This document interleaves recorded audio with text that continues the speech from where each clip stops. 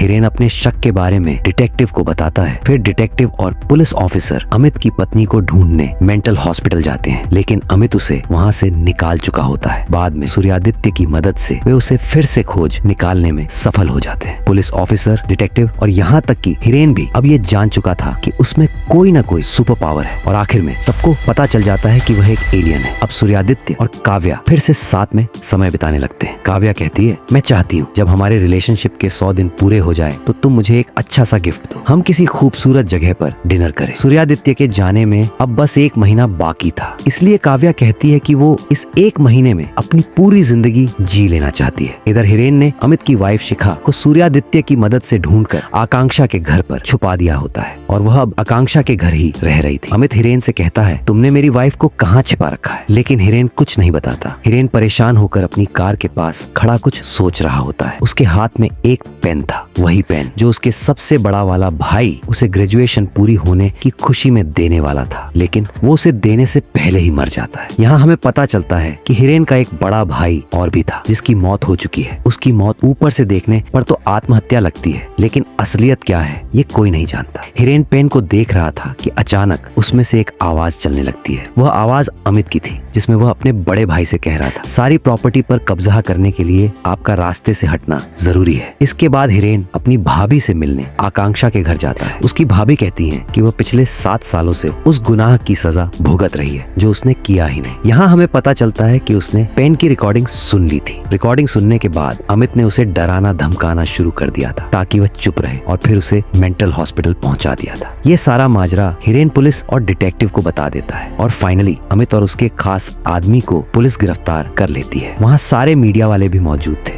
मतलब अब वो पूरी तरह से एक्सपोज हो चुका था। हिरेन और सूर्यादित्य भी वहीं मौजूद थे। अमित हंसते हुए हिरेन से कहता है, मैंने तुम्हें कहा था अगर मुझे कुछ हुआ तो काव्या भी नहीं बचेगी। अब क्योंकि वो रेस्टोरेंट में है तो समझो वो मैजिकल ड्रिंक उस तक पहुंच चुका होगा। तभी सूर्यादित्य सब कुछ फ्रीज करके वहां से गायब हो जाता है और रेस्टोरेंट में सीधा काव्या के टेबल पर जा गिरता है। काव्या की तबीयत ड्रिंक पीने की वजह से खराब होने लगी थी। सूर्यादित्य उसे लेकर फिर गायब हो जाता है। अब उसे विजिबल और इनविजिबल होते हुए सभी लोग देख रहे थे। अब हर तरफ उनकी ही न्यूज चल रही थी, लेकिन सभी उसे अप्रिशिएट भी कर रहे थे। हॉस्पिटल में सूर्यादित्य खुद ही उसका ट्रीटमेंट भी करता है। जब वह नॉर्मल हो जाती है तो वो उसे लेकर फिर गायब हो जाता है। अब दोनों एक बहुत ही खूबसूरत जगह पर जाते हैं और आपस में एक दूसरे से अपने प्यार का इजहार करते हैं। वे अच्छी अच्छी मेमोरीज बनाते हैं। सूर्यादित्य कहता है कि वह कभी वापस नहीं जाएगा, लेकिन अगर वह वापस नहीं गया तो वह ज्यादा दिन जीवित नहीं रह पाता और मर जाता। जब काव्या को यह पता चलता है तो वह उसे जाने को कह देती है। अब काव्या सूर्यादित्य एक ही अपार्टमेंट में रहने लगते हैं। इधर अदालत अमित को उम्र कैद की सजा सुनाती है, लेकिन वह कहता है ये खेल अभी खत्म नहीं हुआ, इतनी आसानी से मैं ये सब अपने हाथ से जाने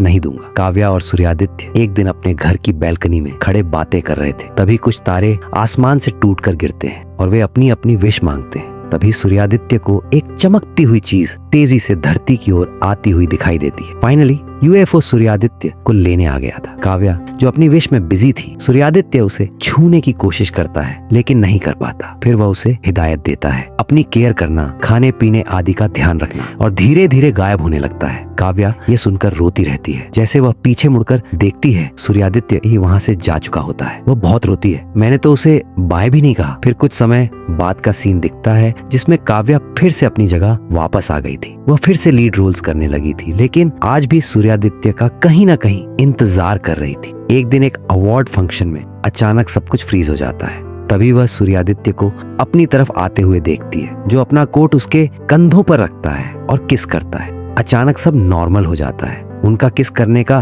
पल मीडिया वाले क्लिक कर लेते हैं। कुछ पलों बाद सूर्यादित्य फिर से गायब हो जाता है। वह कहता है, अब मैं बस कभी कभी कुछ लम्हों के लिए आ जाया करूंगा। काव्या कहती है, मुझे अपनी जिंदगी में अब कुछ नहीं चाहिए। और इसी तरह हमारी story alien my love from the star का हैप्पी एंडिंग हो जाता है। ये सीरीज आपको कैसी लगी कमेंट्स में जरूर बताइएगा।